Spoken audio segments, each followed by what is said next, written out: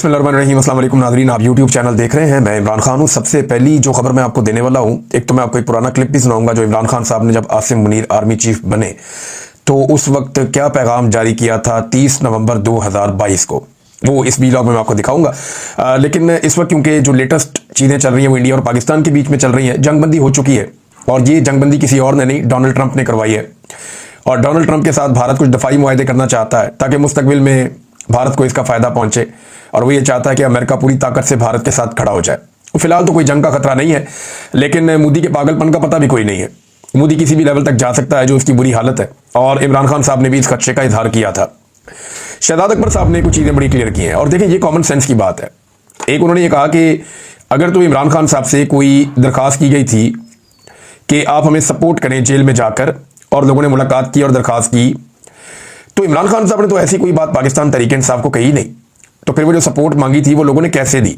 देखिए ये पाकिस्तान तहरीक इंसाफ के अंदर एक अंडरस्टैंडिंग है कि जब भी मुल्क की बात आएगी तो वो मुल्क के साथ खड़े होंगे। हर पॉलिटिकल पार्टी में ये है, आप मुल्क के खिलाफ नहीं जा सकते। जब कोई पॉलिटिकल पार्टी मुल्क के खिलाफ जाएगी तो कोई भी सियासी जमात मुल्क से बड़ी नहीं हो सकती। लिहाजा जब इंडिया के साथ लड़ाई है तो सबको यही करना था। तो ये एक बड़ी कॉमन सेंस की बात है जो उन्होंने की है। लेकिन जो खबर देने वाले हैं वो डटे हुए हैं कि मुलाकात हुई है। एक और पॉसिबिलिटी जिसको आजकल मार्केट में फ्लोट किया गया है, कुछ जगहों से खबरें आ रही हैं कि इमरान खान साहब को कुछ देर के लिए या कुछ दिनों के लिए गालिबन ये दावा किया जा रहा है कि उन्हें जेल से मुंतकिल किया गया था कहीं और, ताकि वो महफूज रह सके, और वहां कोई लोगों ने मुलाकातें वगैरह की हैं। देखिए इमरान खान साहब से मुलाकातें पहली दफा नहीं हो रही। मैं माजी में आपको बाकायदा जब मेरे पास इंफॉर्मेशन थी तो बता चुका हूं कि 2 काले रंग की फॉर्च्यूनर गाड़ियां वो जेल के अंदर एतवार वाले दिन दाखिल हुई, और 2 मुलाकातों के बारे में मेरे पास डायरेक्ट इंफॉर्मेशन है। लेकिन मुझे ये नहीं पता कि ये लोग कौन थे जो इमरान खान साहब से मिले थे। लेकिन ये जरूर जानता हूं कि ये इतने आम लोग थे कि इनके आने से पहले जेल के दरवाजे पहले ही खुल जाते हैं, फिर इनके रास्ते में कोई रुकावट नहीं होती है, सीधा जाते हैं, और उसके बाद इनके पास फाइलें भी होती हैं। और जब ये बाहर निकलने लगते हैं तो इनकी गाड़ियां स्टार्ट होने से पहले जेल के दरवाजे खुल जाते हैं ताकि इनके ऊपर किसी की नजर ना पड़े। ये आते हैं और आनन फानन चले जाते हैं और अंदर चंद घंटे गुजारते हैं। अब अंदर क्या करते हैं वो चीज़ें जो है अब किसी को नहीं पता, या तो इमरान खान जानते हैं या वो लोग जानते हैं जिनको ये मिलते हैं, या वो लोग जानते हैं जो मिलते हैं। बहरहाल ये खबरें पुरानी हैं और ये मुलाकातें चलती रहती हैं, तो इसके ऊपर डिफरेंट किस्म की चीज़ें आती रहेंगी। हम आपके साथ शेयर कर देंगे कोई भी सॉलिड इन्फॉर्मेशन होगी तो। लेकिन अभी जिनके पास इन्फॉर्मेशन है वो कह रहे हैं जी इमरान खान साहब से मुलाकात जरूर हुई है। अब आप आ जाए इस बात पे कि DGISPR ने भारत के जो अज़ाइम में पाकिस्तान का पानी रोकने का उसके ऊपर एक स्टेटमेंट दिया है। लेकिन हकायक क्या है? DGISPR कहते हैं कि भारत पानी रोकने की हिम्मत नहीं कर सकता। अगर ऐसा हुआ तो दहाइयों तक उन्हें नतायज जो है वो महसूस होंगे। यानी भारत अगर पानी रोकेगा तो उसके नतायज जो है वो भारत को कई दहाइयों तक महसूस होंगे। अगर दरियाए सिंध का पानी रोका गया तो दहाइयों तक महसूस किए जाएंगे। ये खबरदार कर दिया लेफ्टिनेंट जनरल अहमद शरीफ ने। लेकिन एक सवाल और पैदा होता है कि दरियाए चनाब और दरियाए झेलम का पानी तो भारत रोक रहा है, पहले ही उनके ऊपर स्ट्रक्चर्स बना रहा है। अब दरियाए सिंध रह गया, तो हमारे तो 3 दरिया हैं, हमारा एक दरियाए सिंध तो नहीं है। तो स्पेसिफिकली खबर के अंदर दरियाए सिंध का तस्करा है, दरियाए झेलम और दरियाए चनाब का तस्करा नहीं है, जिनके ऊपर डिफरेंट रिपोर्टों के मुताबिक भारत पहले से ही स्ट्रक्चर्स बना रहा है। वैसे पाकिस्तान का जो ज्यादातर इन्हिसार है वो दरियाए सिंध पे ही है, और झेलम और चनाब का पानी भी दरियाए सिंध में ही जाता है। तो हो सकता है इस कॉन्टेक्स्ट में उन्होंने कहा कि दरियाए सिंध को कम करने की कोशिश अगर की गई तो वो झेलम और चनाब का पानी हो गया, या ऊपर से आपका जो दरियाए काबुल का पानी हो गया, दरियाए कुनहार का पानी हो गया, या आपका दरियाए सवात का पानी हो गया, ये सारे के सारे दरियाए सिंध में ही जाते हैं। और ये एक बहुत बड़ा दरिया नीचे फिर सिंध की जानिब रवाना होता है और समुद्र तक पहुंचता है और पूरे पाकिस्तान की सरजमीन को ये सैराब करता है। पाकिस्तान ने इसके ऊपर कोई डैम्स बनाने थे, कोई काम करने थे, पाकिस्तान कर नहीं पाया। भारत इस पानी को मोड़ने की जो है वो कोशिश कर रहा है। इसके ऊपर पाकिस्तान की जो ऑफिशियल्स हैं उन्होंने बाकायदा एक डाटा भी जारी किया कि भारत फलां चीजें कर रहा है। शुमाली जो उनके इलाके हैं वहां पे पानी लेकर जाना चाहता है उन दरियाओं का जो दरिया पाकिस्तान के हिस्से के हैं, या वर्ल्ड बैंक की रिपोर्ट के मुताबिक या सिंतास के मुआहदे के मुताबिक जो पाकिस्तान के दरिया है उनके जो पानी है उनके ऊपर पाकिस्तान का हक है, वो भारत मोड़ के शुमाल की तरफ लेकर जाना चाहता है। और राइटर्स ने भी इसके ऊपर तहकीकाती रिपोर्ट जारी की है, और राइटर्स की जो रिपोर्ट है वो बाकायदा पाकिस्तान में और दुनिया भर में छप चुकी है। तो आलमी इदारे भी बता रहे हैं, पाकिस्तान के अंदर जो ऑफिशियल्स हैं वो भी बता रहे हैं। लेकिन DGISPR ने कहा पाकिस्तान के पास ऑप्शन क्या है? देखिए नंबर 1 तो यह है कि भारत ने पहले भी पाकिस्तान का पानी रोका और अभी तक हमने कुछ ऐसा कदम नहीं उठाया कि वो पानी हम खुलवा पाए। एक हम ये कर पाएंगे कि आलमी दबाव बढ़ाने की कोशिश करें, दुनिया को जंग का खौफ दिलाएंगे, भारत की और पाकिस्तान की बड़ी खौफनाक जंग हो जाएगी, आप लोग बिला वजह मर जाएंगे, ये एटमी जंग हो सकती है, लिहाजा भारत को मजबूर करेंगे वो पाकिस्तान का पानी छोड़ दे। क्या ये फॉर्मूला काम करेगा? तो मुझे नहीं लगता कि ये फॉर्मूला काम करेगा, क्योंकि पानी के ऊपर लड़ाई तो हो सकती है लेकिन आलमी दबाव भारत बर्दाश्त करेगा, या आलमी दबाव भारत जो है उसे कबूल करेगा और कबूल करके वो पाकिस्तान का पानी छोड़ देगा और मुकम्मल तौर पे छोड़ देगा, जो भारत की डिटाई है उससे अंदाजा होता है कि वो ऐसा नहीं करेगा। तो फिर दूसरा रास्ता क्या है कि आपको वो स्ट्रक्चर्स रास्ते से हटाने पड़ेंगे या वो मंसूबे हटाने पड़ेंगे जो पाकिस्तान के पानियों के ऊपर भारत कब्जा करने के लिए बनाएगा। उसका जवाब आपके पास है, क्योंकि DGISPR ने बताया कि पाकिस्तान के अंदर जो डैम्स हैं या जो पावर प्रोजेक्ट हैं उनके ऊपर भारत ने बाकायदा अपने मिसाइल दागे थे, उनके ऊपर भारत ने हमला किया था, जुज़वी तौर पे उनको थोड़ा बहुत नुकसान भी हुआ था, जिसके बाद पाकिस्तानियों की तरफ से बहुत ज्यादा यह मुतालबा किया गया कि पाकिस्तान भी उन वाटर स्ट्रक्चर्स को तबाह करे जो भारत ने पाकिस्तान के पानियों के ऊपर बनाए और बिला जवाब बनाए। तो पाकिस्तान ने ऐसा कोई जवाब नहीं दिया। पाकिस्तान ये समझता है कि पाकिस्तान ने जिम्मेदारी का मुजाहरा किया और कोई एनर्जी के जो मनसूबे लगे हुए हैं उनको तबाह नहीं किया। अब सवाल ये पैदा होता है कि पाकिस्तान के पास जो दूसरा रास्ता है फिर वो यही बच जाएगा कि इन पानियों के ऊपर से अपने जो स्ट्रक्चर्स भारत ने बना दिए हैं इलीगल, उनको हटा दे और पानी जो है वो पाकिस्तान में फ्लो करके आ जाए। अब ये क्या पाकिस्तान करेगा? यही वो चीज है जिसके असरात कई दहाइयों तक महसूस किए जा सकते हैं। यानी इंटरनेशनल प्रेशर के असरात तो नहीं होंगे ना, वो तो होंगे 1 दिन 2 दिन 10 दिन, कई दहाइयों तक जिन चीजों के असरात जा सकते हैं वो फिर DGISPR का जो नुक्ता नजर है या उनका इशारा है वो उन स्ट्रक्चर की तरफ से है जो भारत हमारे पानियों के ऊपर बना रहा है। तो ये एक अग्रेसिव स्टेटमेंट है अगर इसको ऐसे करके आप देखें तो। क्या फौरी तौर पे कोई जंग हो सकती है? तो इस वक्त मेरे ख्याल में भारत को ये सूट नहीं करता। भारत हो सकता है कि अगले कई महीनों तक अपने ये वाले जख्म चाटता रहे। देखिए, लड़ाई के अंदर कुछ सीखने के लिए चीजें पाकिस्तान के लिए भी है, कुछ भारत के लिए भी है। हमारा एयर डिफेंस सिस्टम उस तरीके से काम नहीं किया जिस तरह हमारी एयरफोर्स ने कमाल करके दिखाया। कुछ जगहों पे हमें सीखना पड़ेगा कि 24 मिसाइल भारत ने दागे, वो 24 के 24 आकर अपने टारगेट पे लगे, हम उनमें से रोक नहीं पाए। हमें भी रोकना चाहिए था। हमारे एयर डिफेंस सिस्टम को इतना तगड़ा होना चाहिए था कि हम उन मिसाइलों को रास्ते में रोक लेते। तो एक तो हमारे सीखने के लिए ये है, लेकिन भारत की एयरफोर्स के लिए तो सीखने के लिए अलिफ बे पे से काम शुरू हो गया। उनका तो बेड़ा ही गर्क कर दिया ना, उनके तो तबाही फेर दी पाकिस्तान की एयरफोर्स ने। ऐसे लग रहा था खुश्क पत्तों की तरह उनके जहाज गिर रहे हैं। और ये पाकिस्तान के वजीर खारजा ने कहा कि हम ज्यादा भी गिरा सकते थे, लेकिन हमने तहम्मुल का मुजाहरा किया जिसकी जरूरत कोई नहीं थी। जब कोई दुश्मन चढ़ी गया आपके ऊपर आके उन्होंने मिसाइल ही मार दिए तो फिर तहम्मुल की क्या जरूरत थी? जहां 5-6 गिराए वहां पे 15 गिरा देते। जरा भारत को भी पता चलता, पूरी दुनिया में आवाज जाती कि जनाब पंगा लेने का नुकसान क्या होता है। पाकिस्तान ने एक और बड़ी खबर पाकिस्तान से आई है और ये भारत का जो एक दावा था उसका जवाब आया है। इसहाक डार साहब ने यह जवाब दिया है। भारत ने यह दावा किया था, खासतौर पे भारत के जो वजीर खारजा हैं जयशंकर, उन्होंने यह दावा किया था कि उन्होंने पाकिस्तान के ऊपर हमला करने से पहले पेशगी पाकिस्तान को मुत्तला किया था। पाकिस्तान को पहले से बता दिया था कि जनाब आपकी फला फला जगहों पे हम अटैक करने जा रहे हैं, हम किसी मिलिट्री इंस्टॉलेशन को निशाना नहीं बनाएंगे, हम किसी सिविलियन जगह पे नहीं मारेंगे, हमारी नुक्ता नजर में ये लोग दहशतगर्द हैं, इनके ऊपर हम अटैक करने आ रहे हैं तो आप रास्ते में ना आए। तो भारत ने यह दावा किया, जनाब हमने तो ये कहा था पाकिस्तान को, हमने पहले से बताया था, लेकिन पाकिस्तान की एयरफोर्स ने हमारे जहाजों को निशाना बना दिया उसके बाद, जब हमने अपने टारगेट हिट कर दिए तो, और उसके बाद लड़ाई बढ़ गई। अब इसको मुस्तरद कर दिया इसहाक डार साहब ने। पाकिस्तान के जो वज़ीर खारजा और नायब वज़ीर आज़म इसहाक डार साहब हैं, उन्होंने जियो के प्रोग्राम में ये बात की है। शहजाद इकबाल साहब से वो बात करते, उन्होंने सवाल पूछा, उन्होंने जवाब दिया। उन्होंने कहा जनाब ये हमने तो एक्चुअली अटैक तब किया जब नूर खान एयरबेस के ऊपर भारत ने अटैक किया।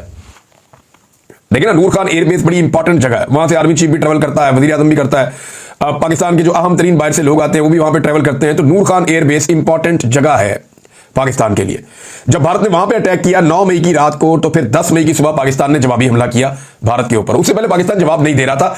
आज ये बात इसहाक डार ने भी कंफर्म कर दी, थोड़े दिन पहले नजम सेठी ने कंफर्म की। जब हम ये बात कर रहे थे कि आप हमला क्यों नहीं कर रहे, जवाब क्यों नहीं दे रहे, जवाब देने से क्यों कतरा रहे हैं, तो उस वक्त कहा जा रहा था कि जी आप ऐसी बातें क्यों करते हैं या आप ये बात क्यों करते हैं। कई लोगों के ऊपर तो विचारों में पर्चे हो गए इस चक्कर में। लेकिन जो सही बात है वो यही है, आज सब तस्लीम कर रहे हैं कि पाकिस्तान जवाब नहीं देना चाहता था, ना पाकिस्तान का कोई इरादा था। पाकिस्तान ने इंतजार किया जब भारत ने मिसाइल मारे नूर खान एयरबेस पे और एक बड़ा हमला किया जिसमें डिफरेंट एयरबेसेस को वो निशाना बना रहा था, तो तब पाकिस्तान ने फिर टका कर जवाब दिया भारत को। और वो जो जवाब है वो ऐसा जवाब है जिसको भारत याद रखेगा। तो ये इसहाक डार साहब ने कह दिया इसके ऊपर, क्योंकि उन्होंने कहा जी हमने पेशगी इतला दी थी। तो इसमें डार साहब ने बताया कि जनाब हमें किसी ने कोई पेशगी इतला नहीं दी थी, और सीज फायर के लिए पहला फोन 10 मई को अमरीकी वज़ीर खारजा का आया था, जिन्होंने बताया कि भारत सीज फायर पर तैयार है। अब अमरीकी वज़ीर खारजा ने, लाजमी बात है, वो रब्ता किया, लेकिन शहबाज शरीफ साहब से तो नहीं किया होगा, क्योंकि शहबाज शरीफ साहब से किया होता तो वो ये कहानी सुना चुके होते। उन्होंने तो बताया जी उनको सिर्फ आर्मी चीफ का फोन आता है रात को 2:30 बजे, फजर की नमाज के बाद वो स्विमिंग कर रहे होते हैं, तब उन्हें इतला मिलती है कि जनाब भारत ने कह दिया कि सीज फायर हो जाए। हालांकि अमेरिका को जो अप्रोच किया भारत ने, वो पाकिस्तान भारत के टाइम के मुताबिक सुबह को 9 बजे के करीब किया था। तो इनको सुबह नमाज के बाद कैसे ख्वाब आ गया तो बड़ी अजीब कहानी है। मुल्कों के बीच में कुछ ऐसे राब्ते भी होते हैं जिनको कभी बताया नहीं जाता कि ये राब्ते चल रहे हैं। बहरहाल पाकिस्तान ने मुस्तरद कर दिया ये दावा भारतीय वजीर खारजा का कि पाकिस्तान को भारतीय वजीर खारजा ने कोई हमले की इतला पेशगी तौर पे दी थी कि इस तरह का हमला किया जाएगा, क्योंकि इससे तासुर जाता है जैसे कोई नूरा किश्ती चल रही थी, इससे तासुर जाता है जैसे कोई रल मिल गई, इन्होंने कोई गेम डाली है। तो पाकिस्तान ये तासुर अब नहीं देना चाहता, भारत शायद ये तासुर देना चाहता हो, क्योंकि भारत ने यहां पे अपने टारगेट अचीव किया और पाकिस्तान ने उनकी एयरफोर्स को धोखे रख दिया। तो दोनों ने अपना अपना पॉइंट स्कोर कर लिया। भारत ने पाकिस्तान का मीडिया अपने मुल्क में ब्लॉक कर दिया और वो वहां पे अपनी फतह के झंडे गाड़ रहे हैं बिला वजह। वहां वो छलांगे मार रहे हैं, जनाब हमने ये कामयाबी कर दी, हमने ये कामयाबी कर दी, हमने अपने टारगेट अचीव कर दिए, हमने हजारों बंदे मार दिए, इधर आगे देखो कुछ भी नहीं हुआ। यहां पाकिस्तान के पास भी एक जबरदस्त पॉइंट है कि पाकिस्तान की एयरफोर्स ने भारतीय एयरफोर्स को धूल चटा दी, यहां पे भी कामयाबी मिल गई। अब पाकिस्तान के मुख्तलिफ शहरों में जो है वो बिल बोर्ड्स लगाए जा रहे हैं। बिल बोर्ड्स वाली जो कंपनीज हैं उनके ऊपर भी दबाव डाल रहे हैं लोग कि जनाब तशहीर की जाए इस जंग के हवाले से। तो ठीक है, एक लड़ाई आपने जीती है, उसकी तशहीर होनी चाहिए, लेकिन जबरदस्ती की तशहीर नहीं होनी चाहिए, बल्कि इसको जो है वो पब्लिक के साथ सलूक ऐसा करें कि इन चीजों की जरूरत ना पड़े। अब मेरे ख्याल में पाकिस्तान की जो मिलिट्री एस्टेब्लिशमेंट है उसकी सबसे अच्छी तशहीर वो हो जाएगी जब वो सियासत के अंदर से अपना रोल खत्म कर देंगे और जितने भी सियासी कैदी हैं उन सबको रिहा करवा दिया जाएगा, जब अदालतों के ऊपर से, पार्लियामान के ऊपर से दबाव खत्म कर दिया जाएगा, जब आर्मी चीफ एक्सटेंशन लेना बंद कर देंगे और अपने टाइम पे रिटायर होना शुरू कर देंगे, जब सियासत में, अमली तौर पे मुल्क चलाने में या कारोबारों के अंदर मिलिट्री एस्टेब्लिशमेंट अपना किरदार खत्म करेगी, तो किसी तशहीर की जरूरत नहीं रहेगी। ये कौम खुद आपकी तशहीर करेगी, ये सच है। और ये इतना बड़ा सच है कि आपको ये जब मर्जी आप करके देख लें, आपको नजर आ जाएगा। नाज़रीन, यहां पे एक और बड़ी इंपॉर्टेंट चीज है, वो ये है कि पाकिस्तान दुनिया के अंदर अपना मौक़िफ़ लेकर जाना चाहता है और उसके लिए बिलावल जरदारी को उन्होंने टास्क दिया कि आप जूनियर आदमी है, उसका इतना तजुर्बा नहीं है। इस जंग के दौरान बिलावल जो है वो कुछ और कह रहे थे, जंग के अंदर कुछ और हो रहा था। बिलावल एक जज्बाती नौजवान के तौर पर तो आप देख सकते हैं, जो अंग्रेजी थोड़ी अच्छी बोल लेता है उर्दू की निस्बत, बस इतना ही है, लेकिन तजुर्बा नहीं है। शाह मोहम्मद कुरैशी साहब इस वक्त उन्हें जेल से अस्पताल मुंतकिल किया गया है और उनका बड़ा ठीक ठाक तजुर्बा है वज़ीर खारजा के तौर पे, जबरदस्त किस्म का, और बड़े जीरक इंसान है। उन्होंने जेल से जो एक लेटर लिखा है, पूरी हुकूमत की सारी कार्रवाइयों के ऊपर वो भारी था। शाह मोहम्मद कुरैशी साहब को फौरी तौर पे जमानत दी जानी चाहिए। एक तो झूठा केस है उनके ऊपर, अपनी बीवी के इलाज के लिए वो कराची में मौजूद थे, उनके ऊपर चढ़ गए सारे पर्चे उनके ऊपर कर दिया, लेकिन उनका लेना देना ही कोई नहीं। मामला सिर्फ इतना कि आपने इमरान खान का साथ क्यों नहीं छोड़ा जब हमने आपको कहा था, तो मैं नहीं छोड़ा साथ, अब सजा काट लिए 2 साल। शाह मोहम्मद कुरैशी साहब को मुल्क की खातिर इस वक्त फौरी तौर पे बेल देनी चाहिए। या उनका केस जो है वो अदालत को कहना चाहिए कि खुल के फैसला कर दें, केस का फैसला उनको भेजे ये वफद देकर। फिर आप देखें शाह मोहम्मद कुरैशी पाकिस्तान का मुकदमा कैसा लड़ते हैं आर्मी सतह पे।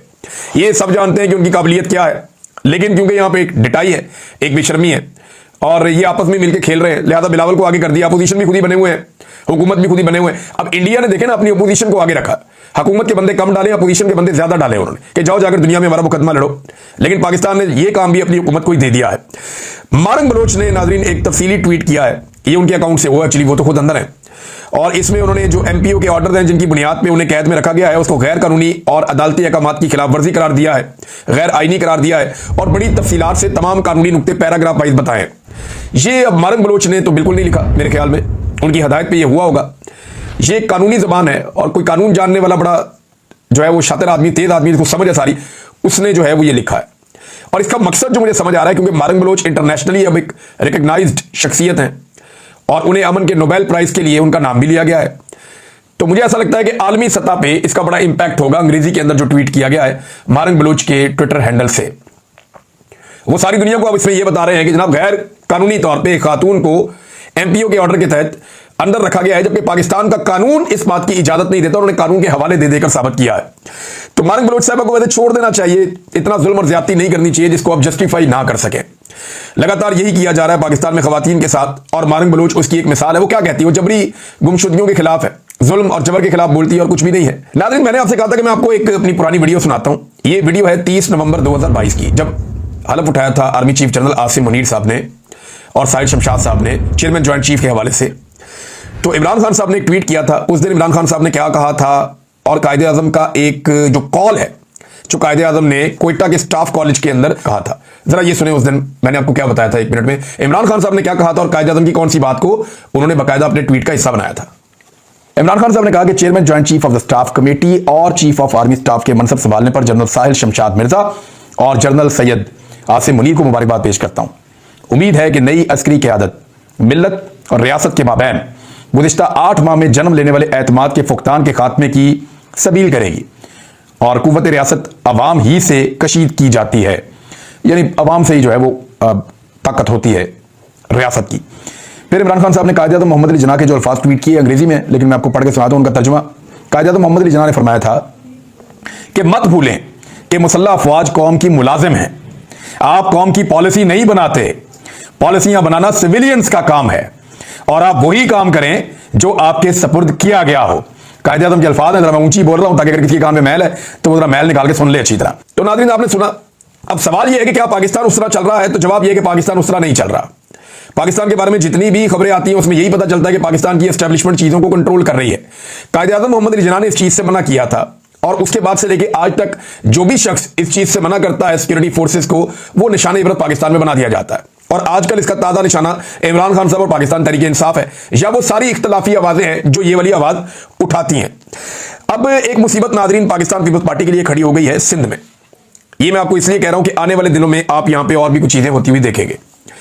सिंध में असल में जो सियासत की है ना पाकिस्तान पीपल्स पार्टी ने, वो सारी की सारी की है भुट्टो के नाम के ऊपर।